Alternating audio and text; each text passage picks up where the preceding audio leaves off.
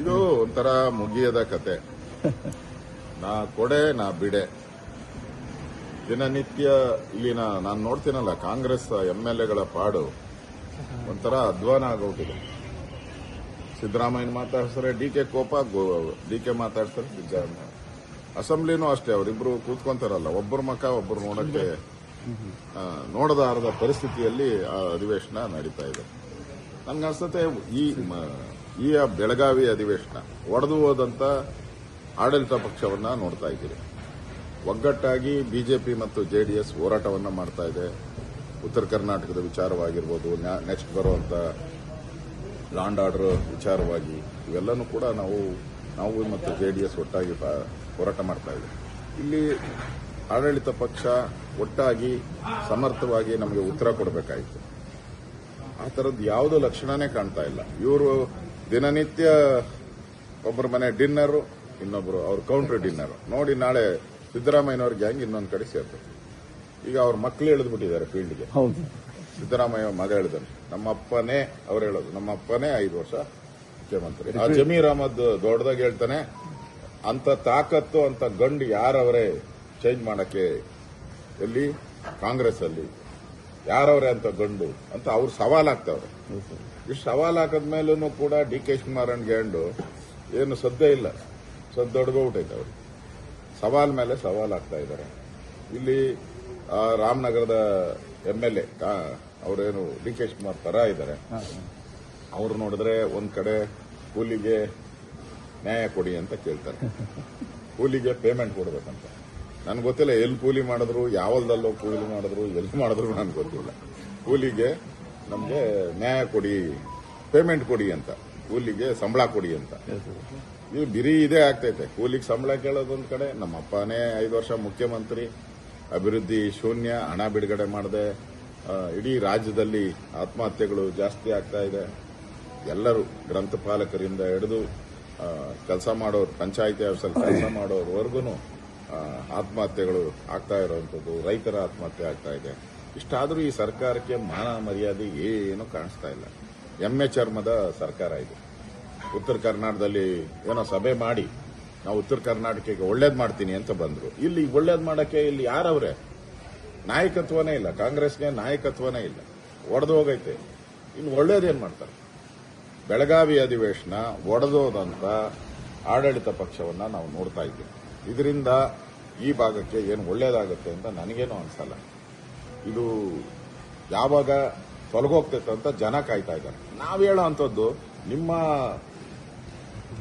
ಕಾಂಗ್ರೆಸ್ಸಿನ ಎಂಎಲ್ಎಗಳ ಒಂದು ಸ್ಥಿತಿ ಅಧ್ವಾನ ಆಗಿದೆ.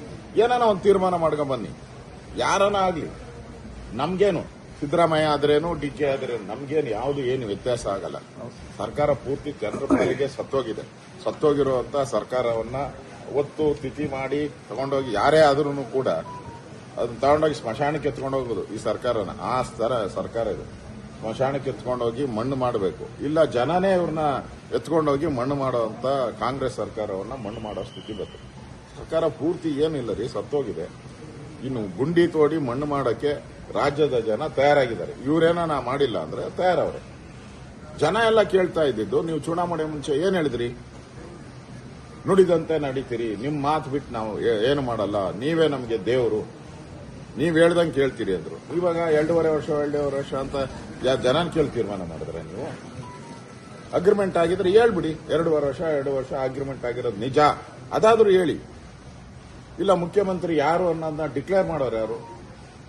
ಇಲ್ಲ ಡಿ ಕೆ ಕುಮಾರ್ ರಾಜ್ಯದ ಅಧ್ಯಕ್ಷರು, ಅವ್ರು ಡಿಕ್ಲೇರ್ ಮಾಡಬೇಕು. ಇಲ್ಲ ಖರ್ಗೆ ಅವರು, ಮಲ್ಲಿಕಾರ್ಜುನ ಖರ್ಗೆ ಅವರು, ಅವ್ರು ಡಿಕ್ಲೇರ್ ಮಾಡಬೇಕು. ಇಲ್ಲ ರಾಹುಲ್ ಗಾಂಧಿ ಡಿಕ್ಲೇರ್. ಈ ಮೂರು ಬಾಯ ಬಿಡ್ತಾ ಇಲ್ಲ. ಸಿದ್ದರಾಮಯ್ಯನ ಮಗನ್ ಮಾತ್ರ 5 ವರ್ಷ ಅಂತ ಹೇಳ್ತಾವ್ರೆ ಹೊರತು ರಾಹುಲ್ ಗಾಂಧಿ ಏನೋ ಬಾಯ್ಬಿಟ್ಟಿದ್ದಾರೆ 5 ವರ್ಷ, ಖರ್ಗೆ ಬಾಯ್ಬಿಟ್ಟಿದ್ದಾರೆ, ಹಾಳ ಹೋಗ್ಲಿ ಡಿ ಕೆ ಶಿವಕುಮಾರ್ ಬಾಯ್ಬಿಟ್ಟಿದ್ದಾರೆ, ಏನೂ ಇಲ್ಲ. ಅಂದ್ರೆ ಇಲ್ಲಿ ನನಗನ್ಸ್ತತೆ 2.5 ವರ್ಷ ಆಗಿರೋದು ನಿಜ ಅಂತ ಅನ್ಸ್ತೈತೆ. ಮೇಲ್ನೋಟಕ್ಕೆ ಆಗಿರೋದು ನಿಜ ಅಂತ ಕಾಣಿಸ್ತಾ ಇದೆ. ಯಾಕಂದ್ರೆ ಇಷ್ಟೊಂದು ಜನ ಎಂಎಲ್ಎಗಳು, ಕಾಂಗ್ರೆಸ್ ಎಂಎಲ್ಎಗಳು ಒಡಕು ಮಾತುಗಳನ್ನು ಆಡ್ತಾ ಇರೋದು, ದಿನನಿತ್ಯ ಡಿನ್ನರ್ ಪಾಲಿಟಿಕ್ಸ್ ಮಾಡ್ತಾ ಇರೋದು, ಇವೆಲ್ಲ ನೋಡ್ತಾ ಇದ್ರೆ ಅಗ್ರಿಮೆಂಟ್ ಆಗಿರೋದು ನಿಜ.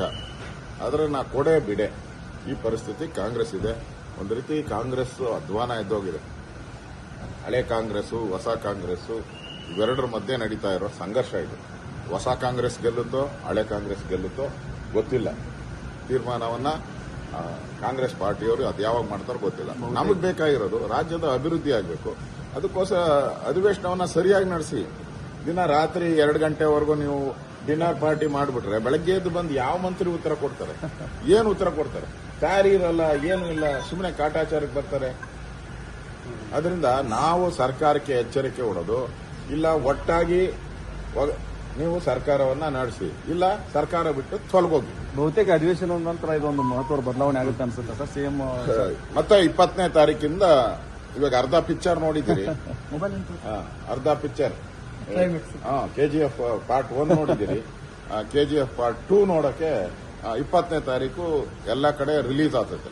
ಅದಕ್ಕೆ ರಾಜ್ಯದ ಜನ ದಯವಿಟ್ಟು ಈ KGF 2 ಕಾಂಗ್ರೆಸ್ಸಿನ KGF 2 ಈ ಸಿನಿಮಾವನ್ನ 20ನೇ ತಾರೀಕು ಎಲ್ಲಾ ಥಿಯೇಟರ್ ಅಲ್ಲೂ ರಿಲೀಸ್ ಆಗ್ತದೆ. ದಯವಿಟ್ಟು ನೋಡಿ. ಸರ್, ಇನ್ನೊಂದು ಯತ್ನಾಳ